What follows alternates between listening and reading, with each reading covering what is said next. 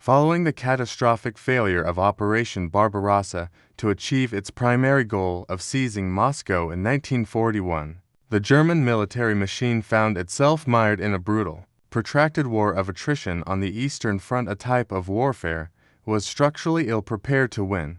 The onset of the severe Russian winter of 1941–1942, combined with determined Soviet counterattacks, had inflicted immense casualties and delivered the German army its first major strategic defeat. Despite this setback, the German leadership was determined to regain the strategic initiative and deliver a decisive blow in the East during the summer of 1942.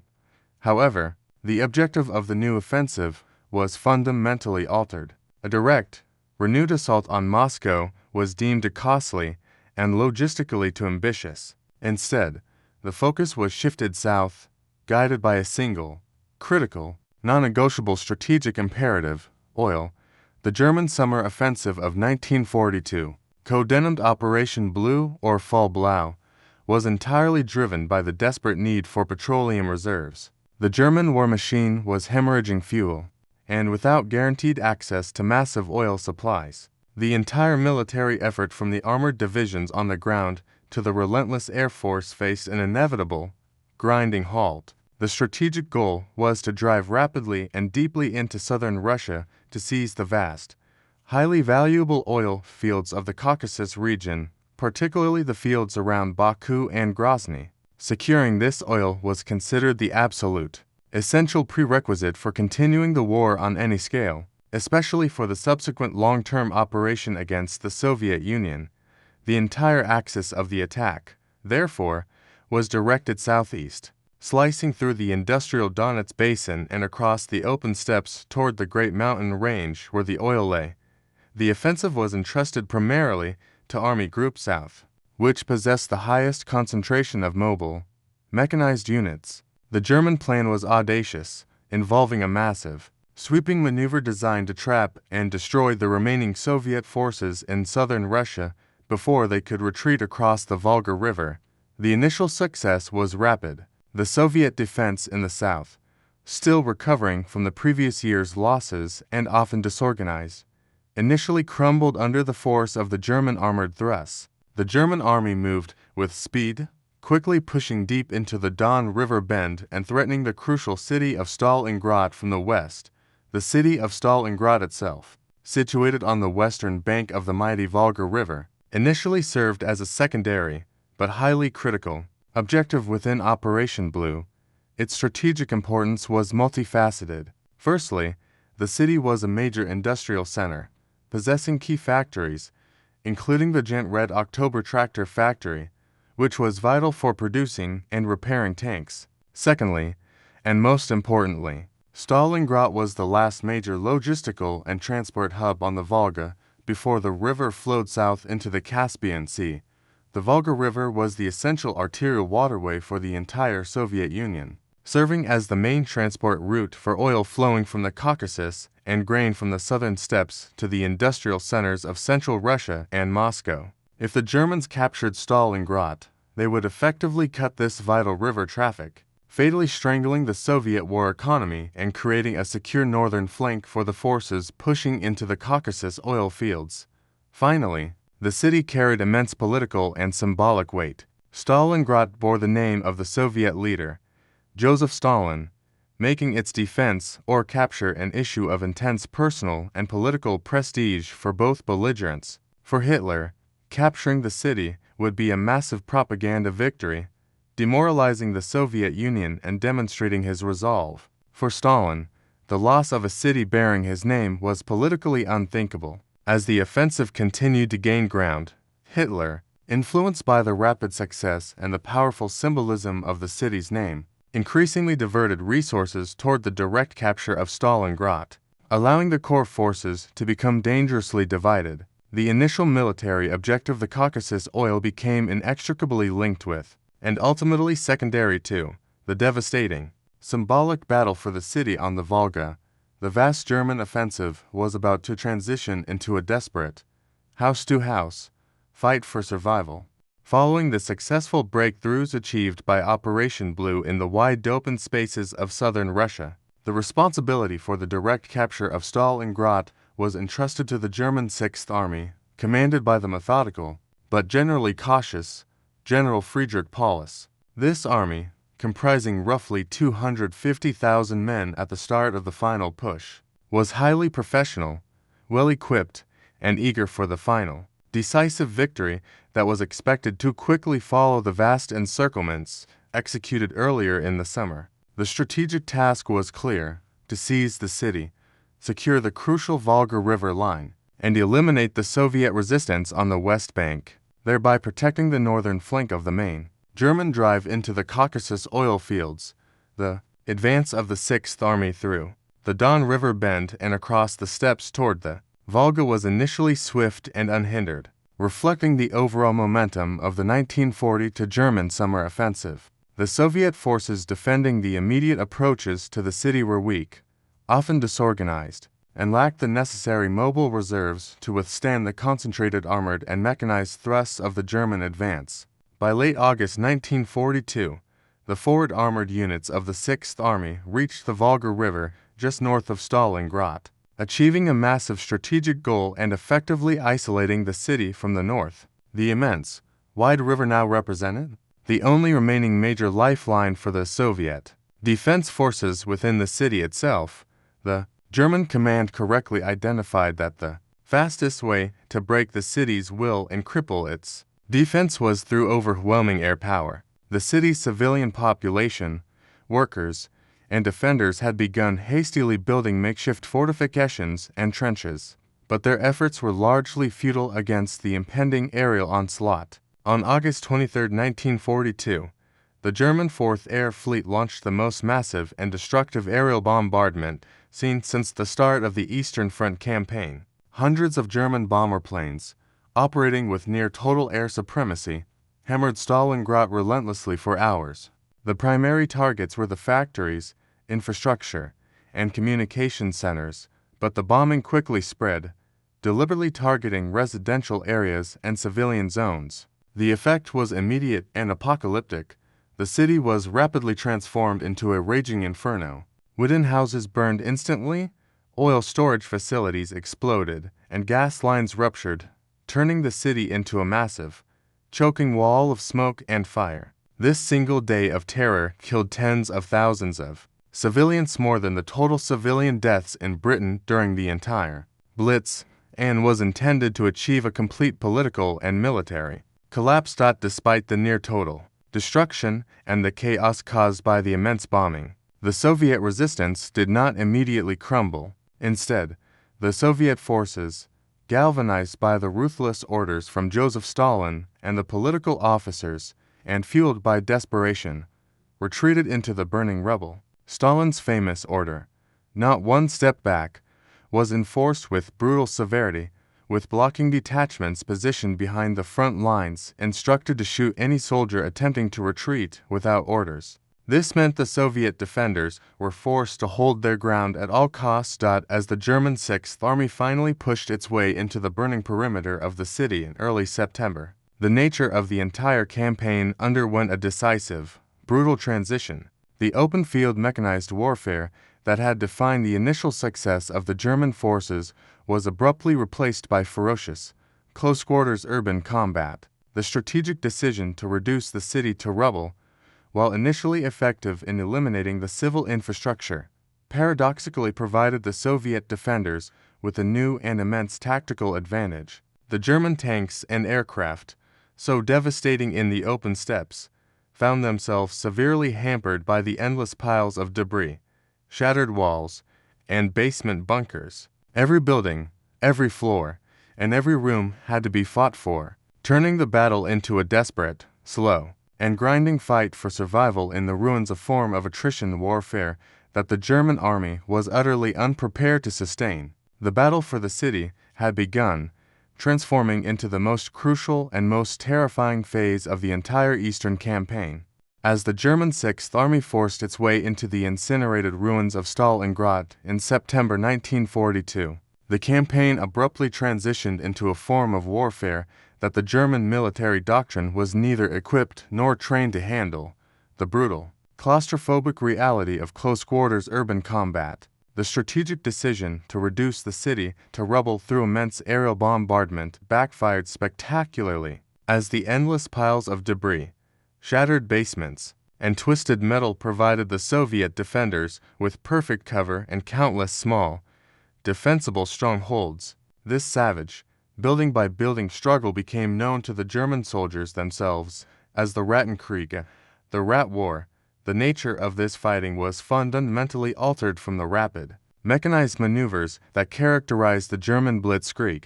Tanks, which had been the spearhead of the German advance across the open steppes, were largely useless in the ruins, where they were easily ambushed by small teams of Soviet infantry equipped with anti-tank rifles and Molotov cocktails, often attacking from upper floors or basement windows. Combat devolved entirely into small unit action squads and platoons fighting for control of a single room, a single flight of stairs, or a specific factory boiler room. The average lifespan of a soldier on the front line, particularly in the most hotly contested sectors, became terrifyingly short, often measured in mere days or even hours.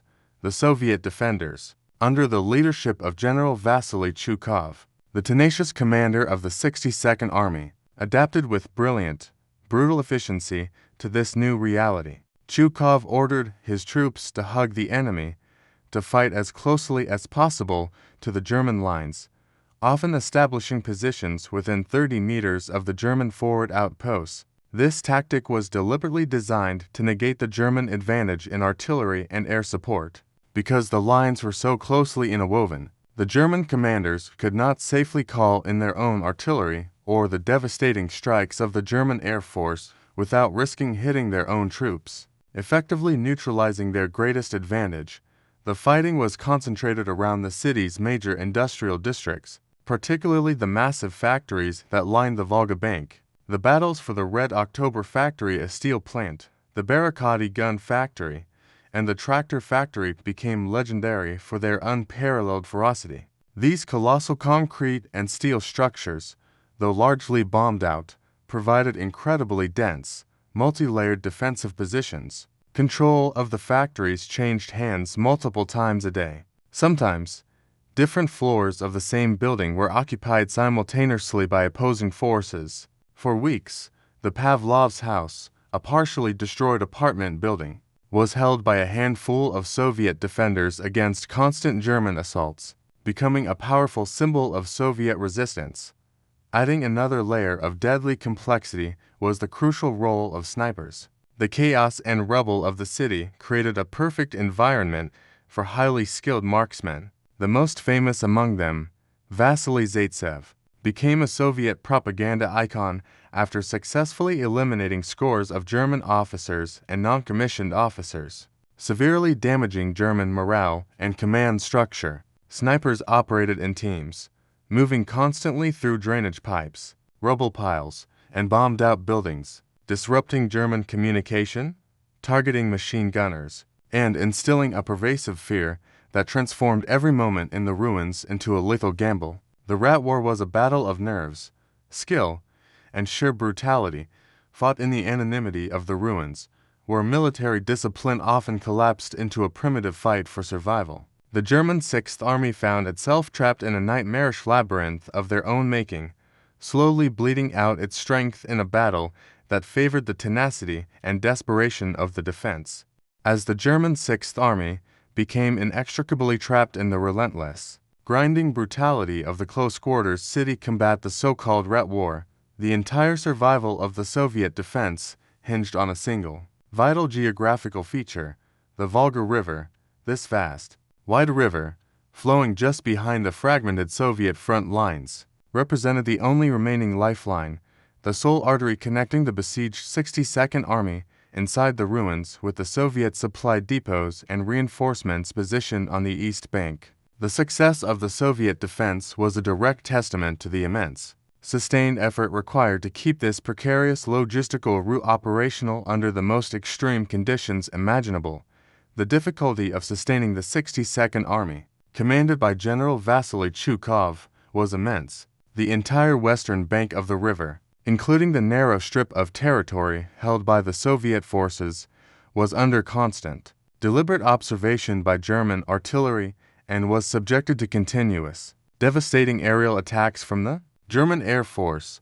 The German command fully understood that the destruction of these river crossings was the key to finally starving out and defeating the Soviet defenders trapped in the ruins. Consequently, every ferry, every small boat, and every patch of shoreline used for unloading became a primary target for artillery barrage and relentless dive bomber strikes. The air was perpetually filled with the chilling sound of explosions, shrapnel, and the roar of engines. Despite this overwhelming danger, the Soviet river transport units, comprising a ragtag fleet of civilian barges, small tugboats, patrol cutters, and hastily armored vessels, operated with astonishing, desperate courage. These boats were responsible for ferrying everything essential for the survival of the defense: ammunition for the front-line troops, rations to prevent starvation among the soldiers and the remaining trapped civilians, and, most critically,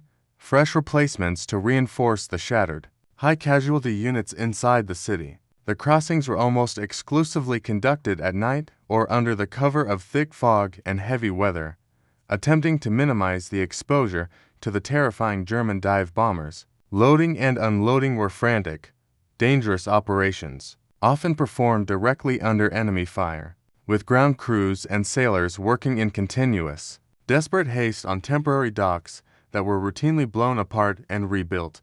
The crossings were an absolute operational necessity, but were not without immense human costs. Thousands of Soviet soldiers and sailors were killed during these river transports, either drowning in the cold, churning waters of the Volga or being killed by artillery shrapnel and aerial bombs. The river fleet frequently sustained direct hits, leading to the sinking of essential cargo and the loss of entire boat crews. Yet, the flow could never be completely stopped. As soon as one ferry was destroyed, another small, overloaded vessel would immediately take its place, determined to deliver the vital cargo of machine gun belts, loaves of bread, or the next few dozen replacement soldiers who were immediately needed to fill the massive gaps in the 62nd Army's line. Beyond supplies, the Volga served a vital, dual purpose. It was the only route for evacuating the wounded. Soviet medical personnel operated under continuous enemy fire to move the severely injured, many of whom had spent days waiting for transport amidst the ruins to the comparative safety of the East Bank hospitals. This complex, dangerous operation was essential for maintaining the morale of the fighting troops, who knew that even if severely wounded, they had a chance of survival across the river. The resilience of the Soviet defense in Stalingrad was not just a testament to the brutal discipline enforced by the High Command, but a direct reflection of the incredible, unyielding effort made by the often unarmed sailors and transport workers who risked death daily to keep the Volga lifeline open. The river itself was the final, unbreachable defense, and its continued use was the silent, ongoing victory that sustained the entire battle. As the savage urban combat of the Rat War continued to consume the German Sixth Army inside the shattered labyrinth of Stalingrad, the entire strategic balance of the Eastern Front campaign began to shift profoundly against the German High Command. The relentless fighting, which had devolved into an agonizing struggle for individual streets, factory floors, and basements, completely negated the overwhelming tactical advantages of the German mechanized forces. Tanks were useless, air power was constrained by the close-quarters fighting, and the German war machine, built for rapid maneuver and deep penetration, became fatally bogged down in the slow, brutal attrition warfare was structurally incapable of winning. The immediate consequence of this month-long urban quagmire was the crippling exhaustion of the Sixth Army. General Paulus' forces were bleeding manpower at an alarming, unsustainable rate. Every day brought heavy losses of experienced infantry and non-commissioned officers, who were impossible to replace quickly. The constant, brutal rotation of troops into the city's inferno ensured that morale, supplies, and physical endurance were all pushed to the breaking point. The strategic goal, which was initially the quick seizure of the Volga River line, had been completely supplanted by a desperate, prestige-driven directive from Hitler to hold and fight for every single ruin of the city. This commitment to the symbolic Battle of Stalingrad drained away the critical mobile reserves that were desperately needed elsewhere on the vast front. The more deeply the Sixth Army committed itself to the urban hell, the more static and predictable the entire German front became. This fixation on the city created an immense and ultimately fatal strategic vulnerability, the exposure of the German army's extended flanks. While the Sixth Army was locked in mortal combat inside Stalingrad, the immense, stretched-out lines protecting the city from the south, west, and north had to be held, because Germany had committed the vast majority of its veteran fighting divisions, its armored and elite infantry forces either into the bloody city fight or into the stalled drive for the Caucasus oil fields. There were virtually no reliable German troops left to secure these immense stretches of open steppe. Instead, Hitler was forced to rely heavily on his less equipped and less reliable Axis satellite armies to fill the gaps.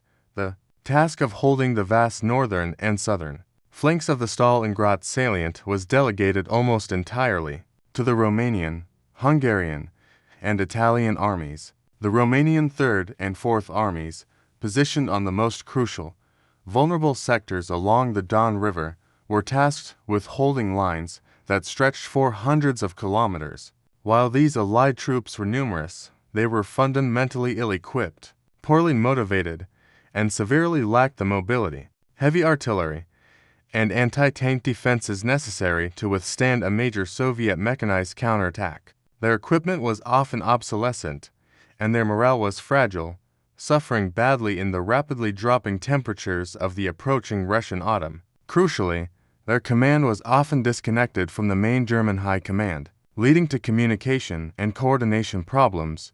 The German high command, despite being fully aware of the poor quality and vulnerability of these Axis Allied forces, did nothing significant to reinforce them with adequate German armor or air support. The German military leadership, obsessed with the immediate fight inside Stalingrad and the economic goals in the Caucasus, made a catastrophic strategic decision to simply hope that the Soviet forces were too exhausted and too disorganized to exploit this obvious weakness. They treated the satellite armies as a mere political placeholder rather than a vital component of the front's defense. This strategic arrogance, combined with Hitler's fixed devotion to the symbolic prize of the burning city, created the perfect conditions for the massive, surprise Soviet counteroffensive that was already being secretly and meticulously prepared across the Volga. The German commitment to Stalingrad became a strategic liability that would soon engulf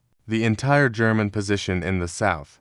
While the German Sixth Army was consumed by the relentless, grinding urban warfare inside the ruins of Stalingrad, bleeding out its strength and fixing the German attention entirely on the city's fate, the Soviet High Command, under the direct authority of Joseph Stalin, was secretly orchestrating the largest and most ambitious counteroffensive of the war to date. This operation, codenamed Uranus, was a masterful scheme of strategic deception and massive logistical buildup, designed not merely to relieve the pressure on the 62nd Army inside the city, but to achieve a massive, decisive strategic reversal, the complete encirclement and destruction of the entire German army group locked in the Stalingrad salient.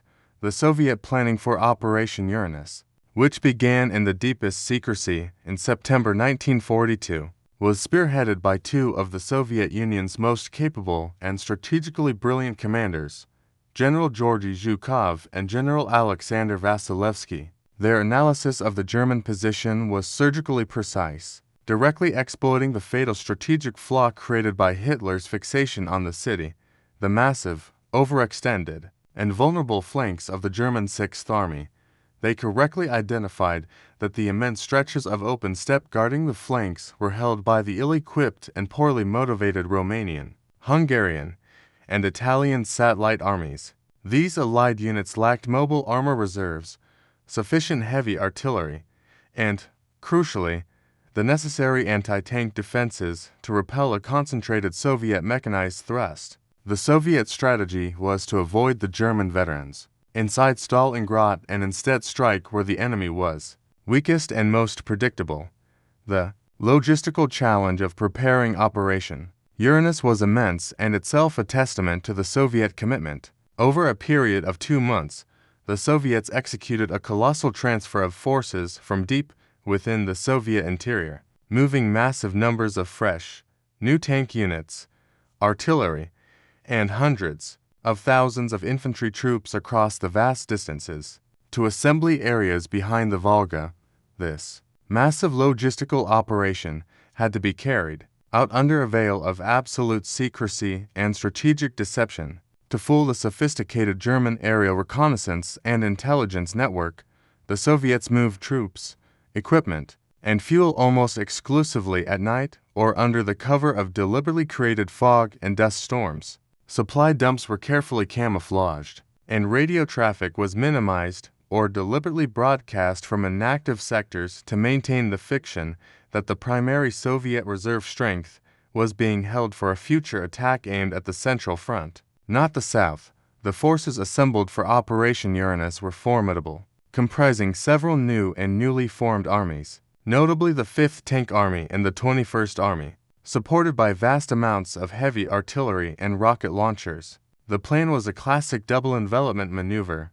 One massive armored pincer would strike the exposed Romanian flank on the northern sector of the Don River, while the second armored pincer would strike the equally weak Romanian flank in the south, near the city of Krasnoarmysk. The key to the plan was the synchronization of these two independent armored thrusts. They were required to drive hundreds of miles across the open steppe and meet at a single, precise location, the town of Kalakondan, to complete the fatal encirclement of the entire German 6th Army and the 4th Panzer Army's corps locked inside and immediately around Stalingrad. The commitment of Joseph Stalin to the success of Operation Uranus was total. He granted his commanders the autonomy and the critical material resources necessary for the ambitious plan, recognizing the unique opportunity presented by Hitler's fatal rigidity. The operation was timed for mid-November, just as the seasonal autumn rains would transition into the first, paralyzing heavy snow and extreme cold of the Russian winter conditions that would maximally hinder the German army's limited mobility and logistical capacity. The stage was set for the ultimate reckoning, a confrontation that would not just relieve Stalingrad, but fundamentally alter the entire global trajectory of the war. The immense, meticulously planned apparatus of Operation Uranus, the Soviet counteroffensive designed to fatally encircle the German forces at Stalingrad, was unleashed with terrifying precision on November 19, 1942. The timing was critical. The attack coincided perfectly with the onset of the first severe, cold and heavy snowfalls of the Russian winter, weather conditions that immediately crippled the mobility and logistics of the German forces and their allies, who were disastrously unprepared for the extreme cold. The entire strategic premise of the Soviet plan was immediately validated, avoiding the veteran German troops locked in the brutal city fighting and striking directly at the vulnerable, overextended flanks. The operation commenced with a massive, concentrated artillery barrage, utilizing thousands of heavy guns and the feared multiple rocket launchers that systematically pounded the Romanian-held positions along the Don River bend. The targets of the initial, overwhelming Soviet armored thrusts were the Romanian 3rd Army in the north and the Romanian 4th Army in the south. The impact of the artillery was devastating. The Romanian troops, who were poorly equipped, often lacked sufficient winter clothing, and were positioned across vast, open fronts without adequate anti-tank defenses, were immediately demoralized and overwhelmed by the sheer scale of the coordinated assault. The German High Command, entirely preoccupied with the tactical fighting inside Stalingrad, reacted tragically slowly to the true gravity of the threat developing outside the city. The Soviet armored divisions, spearheaded by fresh, well-equipped tank formations that had been secretly massed and transferred over preceding weeks, achieved a rapid, catastrophic breakthrough in both the northern and southern sectors. The Romanian defense, lacking mobile reserves and the specialized anti-tank capability necessary to withstand a concentrated attack by hundreds of modern Soviet tanks, quickly fractured and collapsed. The line did not bend. It simply evaporated. Entire Romanian divisions were either bypassed, shattered, or immediately surrendered. Having no means of resisting the relentless armored flood pouring through the immense gaps that suddenly appeared in the front, the German command's fatal strategic arrogance, relying on unreliable, under-equipped Allied forces to protect the crucial flanks of the main army, was exposed in a single, devastating stroke. The collapse of the flanks allowed the Soviet armored columns to achieve phenomenal rates of advance across the open, snowy steppe, mirroring the very lightning war tactics that the Germans had pioneered a year earlier. The Northern Pincer, led by the 5th Tank Army, drove south with a relentless purpose, completely bypassing any pockets of remaining resistance and covering the immense distance toward the city of Calacondan. Simultaneously, the Southern Pincer drove north, aiming for the same critical rendezvous point. The immediate success was so overwhelming that the Soviet forces often outran their own infantry support, and the sheer speed of the maneuver ensured that the German army inside Stalingrad had virtually no warning or time to react before the strategic trap was sprung. The strategic consequence was immediate and dire for the German war effort. Within the first 2 days of Operation Uranus, the massive, gaping holes created in the front line had completely severed the vast majority of the German 6th Army's wire communications and its main rail and road supply lines that ran through the rear. The Soviet armored spearheads pressed on relentlessly, and the fate of the entire German army group in the Stalingrad salient was sealed. This rapid collapse transformed the tactical fighting in the streets of Stalingrad from a desperate attempt to seize a city into a hopeless, mortal fight for survival within a rapidly closing, frigid trap. The immense, relentless armored thrusts of the Soviet Operation Uranus, having decisively shattered the weak Romanian flanks, culminated in the catastrophic strategic success of the German forces. The Soviet tank armies, sweeping hundreds of miles across the open, snowy steppe in a brilliant double envelopment maneuver, were now closing in on their predetermined rendezvous point. The entire operation was a dramatic race against the clock, fueled by the desperate hope of the Soviet command to seal the trap before the German high command could react, or before the forces of the 6th Army, already locked in the city combat, could attempt a mass breakout. The synchronicity of the Soviet pincers proved devastatingly effective. The strategic moment of victory arrived on November 23, 1942. The lead elements of the Soviet 5th Tank Army, the Northern Pincer, and the 4th Mechanized Corps, the Southern Pincer, met decisively at the critical town of Calacondan. This single act completed the massive, fatal encirclement of the entire German 6th Army and elements of the 4th Tank Army. The size of the pocket, or cauldron, was staggering, trapping approximately 250,000 to 280,000 Axis troops inside a frozen, isolated perimeter centered around the ruins of Stalingrad. The vast German offensive machine had, in a matter of just 4 days, been rendered inert, isolated, and militarily doomed. The immediate situation within the newly formed German pocket was one of profound shock, confusion, and growing despair. The troops, many of whom had been fighting house to house inside Stalingrad's ruins, suddenly realized they were no longer fighting to conquer the city, but to survive a siege of their own. Supplies, which had already been running critically low due to the strained supply lines from the German rear, were instantly and completely severed. The only means of resupply now available was by airlift, a desperate and fundamentally inadequate solution.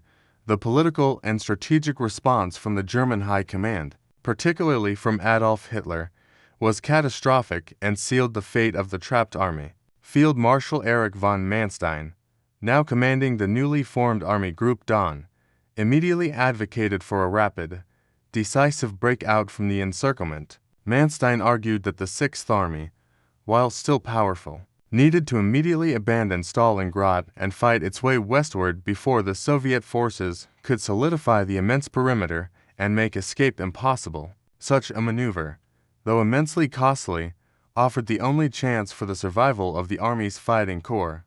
However, Hitler, blinded by his own prestige, his deep hatred for surrendering territory, and his belief in the German soldiers' ability to hold out, refused to authorize any retreat or breakout attempt. In a fatal series of orders, he categorically forbade General Paulus from abandoning the city and instead promised a massive, sustained airlift operation to supply the encircled forces. This decision, influenced by the confident, yet utterly unrealistic, promises of Air Force Commander Hermann Göring, was a disastrous tactical blunder. Göring promised his Führer that the German Air Force could deliver 500 tons of supplies per day to sustain the massive army. In reality, the inadequate transport fleet, hampered by Soviet anti-aircraft fire and brutal winter weather, rarely managed to deliver even a third of that amount, often delivering less than 100 tons a day. The supplies delivered were pitifully small, entirely insufficient to sustain hundreds of thousands of men, their fuel, and their ammunition for sustained combat. Furthermore, Hitler compounded this catastrophic error by promoting General Paulus to the rank of Field Marshal just days before the inevitable final surrender. This promotion was meant to be a grim, explicit suggestion. No German Field Marshal had ever been taken alive, implying that Paulus should fight to the death or commit suicide rather than surrender the city. Hitler's rigid, fixed commitment to holding the city, based purely on symbolism rather than military reality, condemned the entire Sixth Army to a slow, agonizing death by starvation, cold, and relentless Soviet pressure.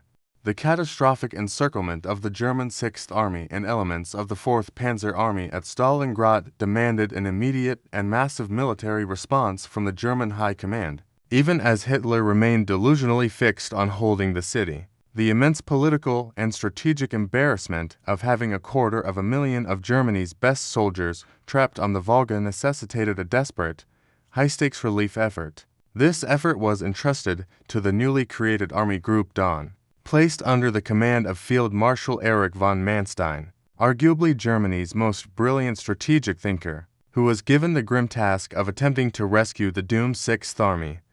Manstein quickly formulated the relief offensive, codenamed Operation Winter Storm. The objective was clear and agonizingly simple: to punch a narrow corridor through the solidified Soviet encirclement and link up with the trapped forces. The final decision of whether the Sixth Army would then break out and retreat, or simply resupply and continue the fight, was left to be decided by Hitler, but the immediate goal was to open the door. The primary striking force for Operation Winter Storm was the heavily armored 4th Panzer Army, comprised of vital tank divisions including the newly formed and powerful 57 Panzer Corps, spearheaded by the veteran 6th Panzer Division. The offensive was launched on December 12, 1942, striking from the Kotelnikovo area, southwest of Stalingrad. The initial stages of Operation Winter Storm were executed with a precision and force that characterized Manstein's strategic genius.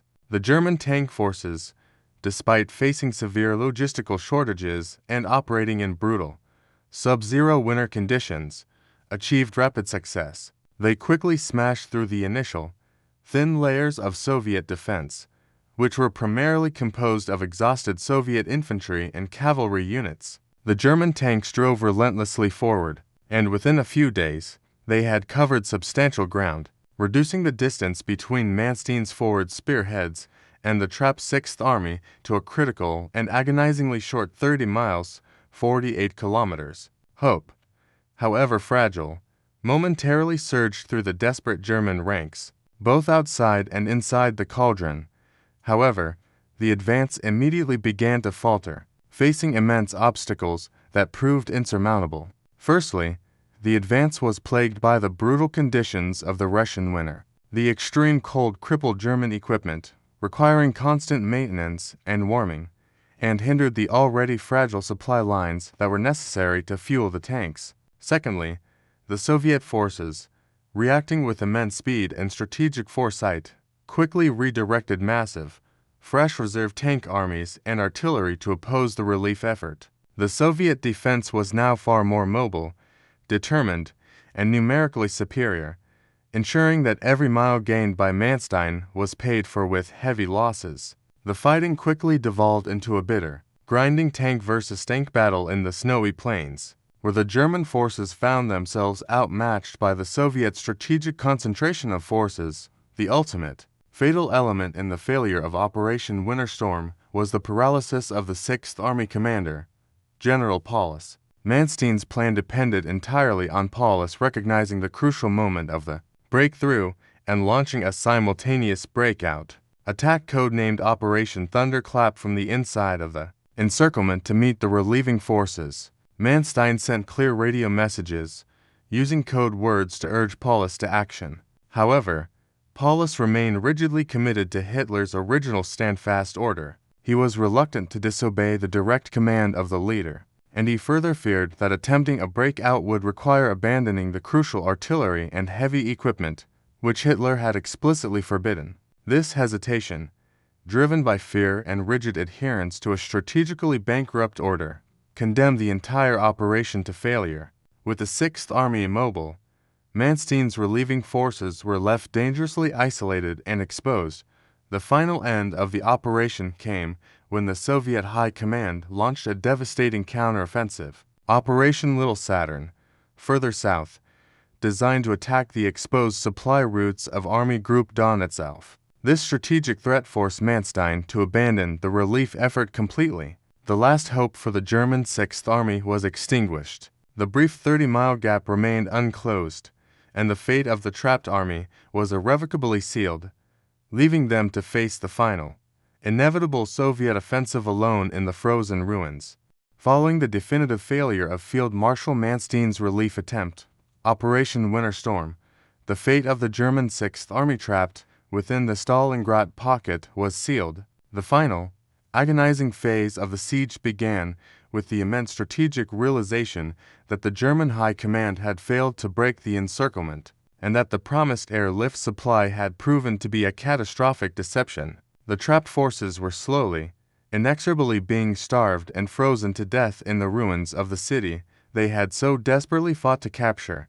The Soviet forces, now possessing complete strategic initiative and massive numerical superiority, launched their final, devastating offensive to crush the remaining resistance. This attack, characterized by massive artillery barrages and a systematic reduction of the cauldron, began in early January 1943. The German troops, exhausted by continuous fighting, suffering from acute starvation and massive casualties due to exposure and freezing temperatures, were in a state of terminal collapse. Their ammunition stores were almost depleted. Their vehicles were immobile due to lack of fuel and frozen oil, and the medical situation had devolved into a humanitarian nightmare, with thousands of wounded soldiers dying daily from lack of care and warmth. The end of the battle was marked by the tragic rigidity of Hitler. Even as the situation became utterly hopeless, with the pocket compressed into a small area of the northern ruins, Hitler refused to authorize a surrender. He continued to issue delusional orders to hold out, sacrificing his soldiers for his own political prestige. In a final, desperate act to prevent surrender, Hitler promoted the commander of the Sixth Army, General Paulus, to the rank of Field Marshal on January 30, 1943. This promotion was a grim, explicit message. No German field marshal had ever been taken alive, strongly implying that Paulus should choose suicide or fight to the last man rather than endure the humiliation of capture.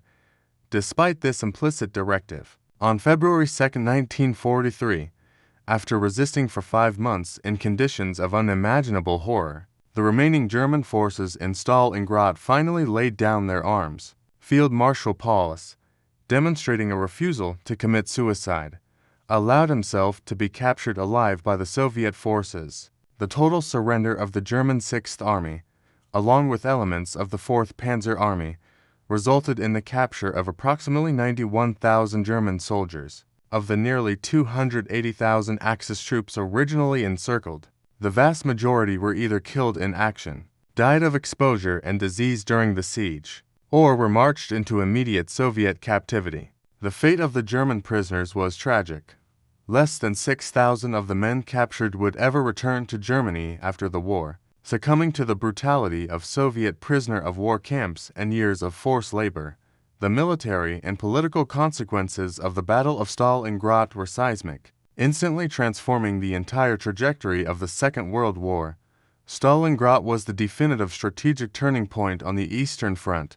For the first time since the war began, the German army had suffered a catastrophic, absolute, and total defeat from which it would never recover. The destruction of the entire Sixth Army, the military loss of 250,000 elite fighting men, thousands of guns, and essential tanks represented an immense drain on German manpower and military resources that could not be replaced. The vast German offensive capability, which relied on the doctrine of the lightning war, was irreversibly broken.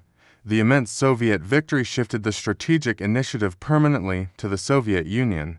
From this point forward, the Red Army was able to dictate the strategic direction of the war in the East, launching a continuous series of offensives that would push the German forces relentlessly westward. The German military was forced onto a permanent, desperate defensive, never again regaining the ability to launch massive, strategic-level offensives across the Eastern Front. Furthermore, the victory served as an immense moral and political boost for the Allied cause globally, signaling to the world and to the German people that the era of Nazi invincibility was unequivocally over. Stalingrad ensured that the war would continue, and that Germany would ultimately be defeated in a grinding, to-front war of attrition.